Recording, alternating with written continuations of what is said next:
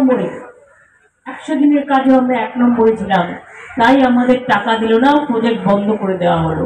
এমনকি যারা কাজ করেছে টাকা আজও চলছে এবং আগামী 13 তারিখ পর্যন্ত চলবে এবং আমি চালিয়ে যাব।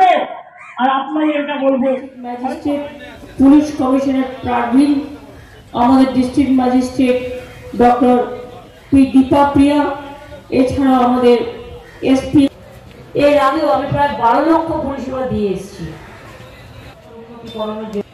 3টি বৈদ্যুতিক সাবস্টেশন 83 কোটি টাকা দেওয়া হয়েছে। জঙ্গলপুরে 3টি সাবস্টেশন।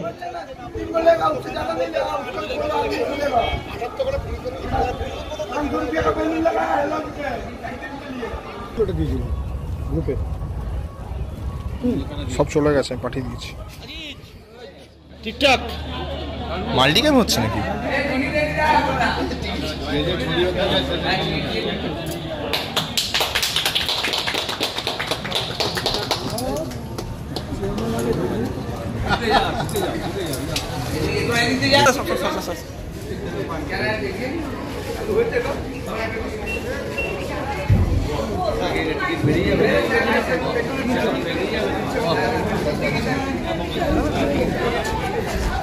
স্মার্ট কার্ডের মতো ছবিটা করে নে।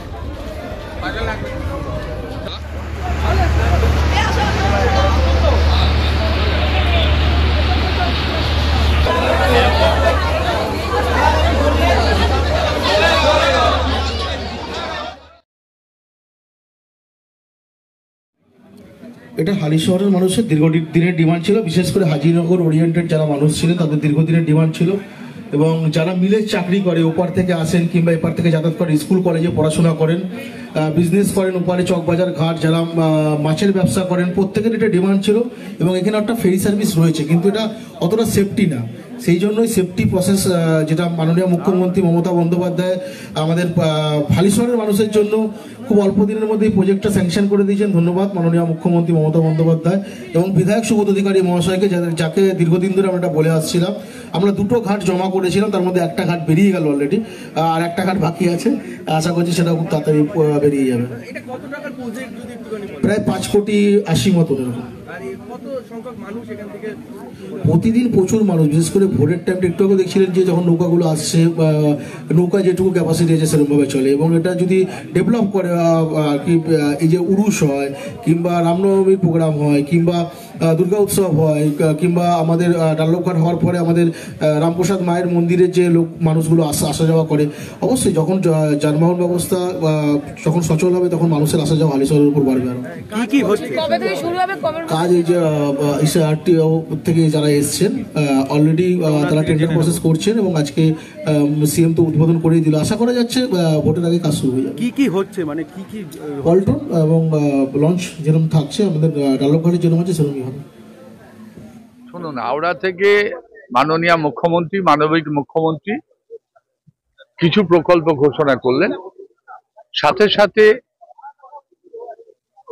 জলপথ পরিবহন ব্যবস্থাকে আরো সচল করার জন্য, পরিবহন ব্যবস্থা তো জলপথে আর নেই, জলপথে পরিবহন ব্যবস্থাকে আরো সচল করার জন্য এটার প্রয়োজনীয়তা অনুধাবন করেছেন মাননীয় মুখ্যমন্ত্রী, অর্থাৎ ট্রান্সপোর্ট মিনিস্টার থেকে শুরু করে রাজ্য সরকারের পক্ষ থেকে 2টো ভেসেল দিয়েছেন এবং সেই ভেসেলের 2টো এবং নতুন একটা জেটি এখানে তৈরি হয়েছে, সেই জেটিটা আজকে উদ্বোধন হলো।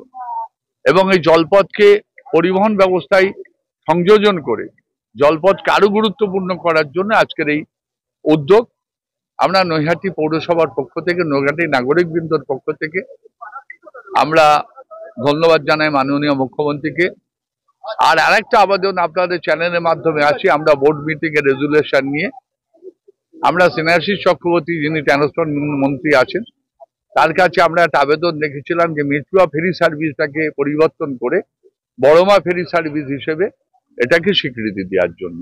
আপনাদের চ্যানেলের মাধ্যমে এটাও আমার আবেদন থাকলো নৈহাটি পৌরসভার পক্ষ থেকে এবং পৌর নাগরিকদের পক্ষ থেকে, যে বড়মার প্রতি গুরুত্ব দিয়ে এটা বড়মা ফেরি সার্ভিস হিসেবে এখানে যাত্রী নিরাপত্তার জন্য, যাতে যাত্রীরা নিরাপত্তা পায়, লাইফ সেভিং জ্যাকেট থেকে শুরু করে বয়া থেকে শুরু করে সব রকম ভাবে যারা ফেরি যাতায়াত করেন তাদের নিরাপত্তার জন্য করে দিয়েছেন।